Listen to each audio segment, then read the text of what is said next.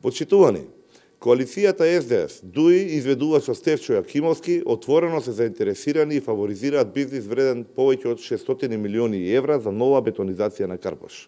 Станува збор за изградба на висококатници до 35 ката кај поранешна Алумина, а инвеститор е фирма во собственост на семејството на претеникот на власта Испел Јаховски, потошно Пуцко Петрол.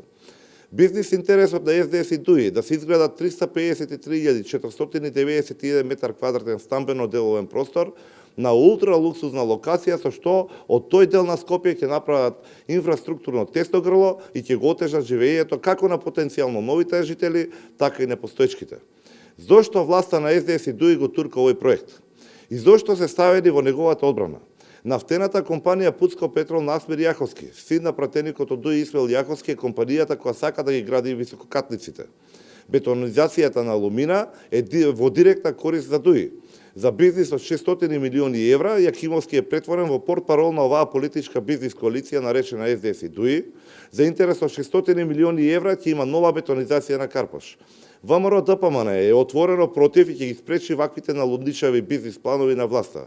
Прашањето е, колку од бизнисот над 600 милиони евра ќе заврши во приватни джепови на луѓе од власта? Ви благодарам.